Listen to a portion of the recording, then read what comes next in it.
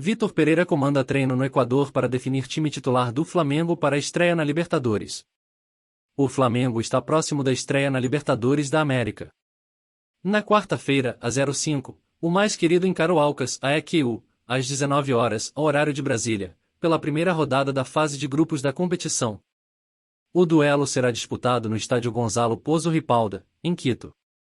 Já em solo equatoriano, nesta terça, às 04, o técnico Vitor Pereira terá a última sessão de treinamento para definir o time titular do Mengo.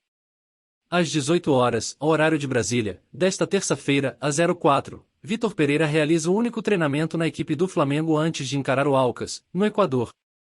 A atividade irá acontecer no Estádio Olímpico Atahualpa, em Quito. O local é o mesmo em que o mais querido usou como preparação no duelo diante do Independiente del Valle, Equador, pelo jogo de ida da Recopa Sul-Americana. Nessa atividade, Vitor Pereira terá mais uma oportunidade para definir e ajustar a equipe do Flamengo. Na estreia da Libertadores, o treinador não poderá contar com Arrascaeta, que segue tratando de lesão na coxa esquerda. Além do uruguaio, o mais querido também terá a ausência de Thiago Maia. Conforme a apuração da reportagem do Coluna do Fla, o volante foi diagnosticado com uma virose e, diante disso, sequer seguiu viagem para o Equador. Árbitro explica por que expulsou Fernando Diniz em Flamengo x Fluminense e admite: "Me senti ofendido." O Flamengo não tomou conhecimento e venceu o Fluminense por 2-0, no último sábado, a 01, pela partida de ida da final do Campeonato Carioca. Nessa segunda-feira, a 03, a Federação de Futebol do Rio de Janeiro divulgou a súmula do confronto, e o árbitro Wagner Nascimento Magalhães justificou a expulsão do treinador Fernando Diniz. Aos 25 minutos do segundo tempo, o técnico Fernando Diniz foi expulso, logo após Samuel Xavier ter recebido o cartão vermelho por entrada dura em Ayrton Lucas. Wagner Nascimento Magalhães deu detalhes de o porquê ter tirado do clássico. Também, o treinador do tricolor saiu da área técnica e disse as seguintes palavras: "Vai se fufu." Cabe ressaltar que me senti ofendido com essas palavras, relatou na súmula. No documento divulgado pela FERJ, Wagner Nascimento Magalhães justificou ainda a expulsão de Samuel Xavier: "Expulsei, aos 24 minutos do segundo tempo, com cartão vermelho direto, o atleta Samuel Xavier por atingir com força excessiva o tornozelo do adversário, com as travas da chuteira, o Ayrton Lucas, na disputa de bola, na altura do meio de campo. O jogador atingido recebeu atendimento médico e continuou na partida. Dessa forma, Fernando Diniz não poderá ficar à beira do gramado no segundo e decisivo jogo da final do Carioca, no domingo, a 09. Além disso, Samuel Xavier também é desfalque certo para esta partida contra o Flamengo. O duelo terá início às 18 horas, ao horário de Brasília, no Maracanã. Comentarista explica como o esquema de Vitor Pereira prejudica Gabigol no Flamengo. Pedrinho explicou a mudança de Gabigol no esquema do Flamengo no programa Tá na Área. Reserva na partida vencida por 2-0 sobre o Fluminense no jogo de ida da decisão do Carioca, Gabigol revelou que conversou com o técnico Vitor Pereira. Na oportunidade, o camisa 10 rubro-negro falou em reservado com o português que ser centroavante e disputar posição com Pedro.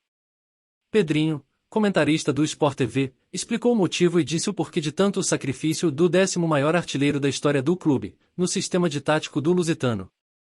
Ele comentou a diferença entre o time atual e o antigo. Ele quer usar o Gabi aqui onde está o Matheus França. Uma coisa é você, como jogava o quadrado do Flamengo quando eram dois zagueiros, atacar o espaço, e outra é permanecer no espaço. Quantos gols você viu quando eram Bruno Henrique e Gabigol? O Gabigol, mesmo sendo 9, ele gosta de sair. Ele descolava da última linha e o Bruno Henrique entrava no segundo pau, explicou Pedrinho em uma mesa de botão, observado pelo apresentador André Rizek. No programa Tá na Área, Pedrinho disse que Vitor Pereira quer usar o camisa 10 como um jogador de lado de campo.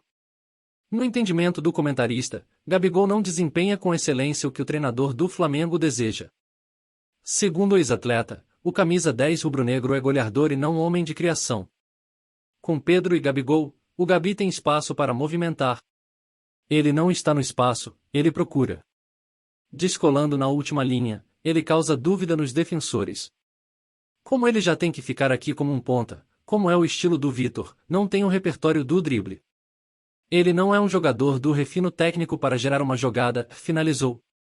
Com Gabigol querendo disputar posição no ataque rubro-negro, o Flamengo estreia na Libertadores da América, contra o Alcas, a EQU, às 19 horas, ao horário de Brasília, no estádio Gonzalo Pozo Ripalda, em Quito. O Coluna do Fla traz a transmissão mais rubro-negra da internet, com a voz braba de Rafa Penido, no YouTube. Flamengo divulga a lista de jogadores inscritos para a Libertadores 2023. Flamengo tornou pública a listagem com 64 atletas inscritos para a atual edição da Libertadores. O Flamengo se prepara para estrear na Copa Libertadores da América nesta quarta-feira, às 05, quando enfrenta o Alcas, AEQ, em jogo válido pela primeira rodada da fase de grupos da competição. Para a partida, o mais querido não divulgou a lista de atletas relacionados, mas, nesta terça às 04, tornou público o nome dos jogadores inscritos no torneio. Goleiros, em Santos, Matheus Cunha, Hugo, Diogo Alves e Cauã. Laterais, em Guilhermo Varela, Ayrton Lucas, Felipe Luiz, Mateuzinho, Marcos Paulo e Wesley. Zagueiros, em Rodrigo Caio, Léo Pereira, Fabrício Bruno, Davi Luiz, Darlan, Cleiton, Pablo, Daniel Salles e Diegão. Volantes, em Eric Pulgar, Gerson, Thiago Maia, Vitor Hugo, Vidal, Zé Wellington, Igor Jesus, Daniel Rogério e Caio Vinícius. Meio-campistas, em Arrascaeta, Iago, Lohan, João Marcos, Peterson, Everton Ribeiro, Matheus França, Matheus Gonçalves, Everton Araújo, Rodriguinho, Verton e Wallace Ian. Atacantes, em Pedro, Gabigol, Everton Cebolinha, Bruno Henrique, Marinho, André, Ryan Lucas e Mateuzão. Enquanto a lista de relacionados mostra quais jogadores estão à disposição do Flamengo para a partida, especificamente, a listagem de inscritos diz respeito à competição de modo geral. Isso quer dizer que, os jogadores inscritos na Libertadores podem sequer ter viajado para a estreia da equipe, como é o caso de Arrascaeta e Thiago Maia. Como citado anteriormente, Arrascaeta e Thiago Maia podem servir de exemplo de jogadores que estão inscritos na Libertadores, mas não estão à disposição do Flamengo para a partida contra o Alcas.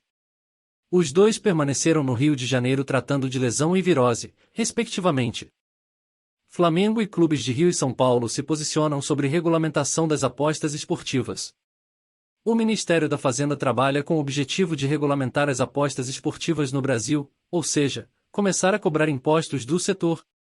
Desse modo, o Flamengo e os principais clubes de Rio de Janeiro e São Paulo soltaram uma nota oficial pedindo uma participação direta nas discussões legislativas que envolvam a taxação da atividade.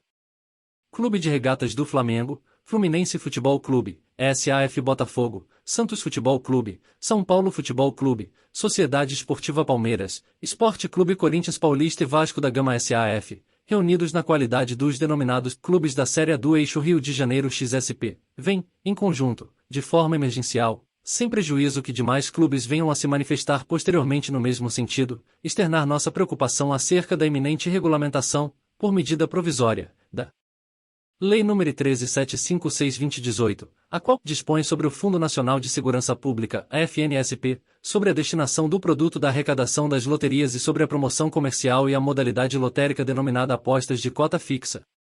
É de conhecimento público e notório que as empresas que exploram os serviços das denominadas apostas de cota fixa, popularmente conhecidas como bets ou apostas eletrônicas, se utilizam das marcas, símbolos, nomes, imagens e eventos esportivos dos grandes clubes e são responsáveis, atualmente, por importantes receitas de marketing obtidas pelos clubes de futebol do país.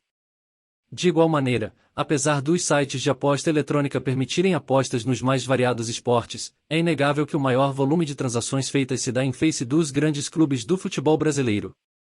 Nesse sentido, surpreende aos grandes clubes do Eixo Rio de Janeiro XSP que a proposta de regulamentação se dê sem que os clubes tenham sido consultados ou lhes tenha sido oportunizado voz para sugerir melhorias e adequações à Lei nº 13.756/2018, e sem a devida discussão.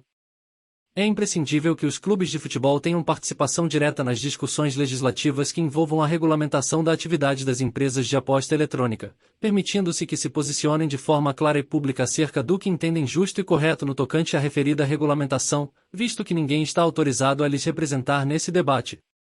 Sendo o futebol um dos grandes patrimônios nacionais, não se pode concordar que discussões desta relevância sejam travadas sem a participação dos clubes de futebol.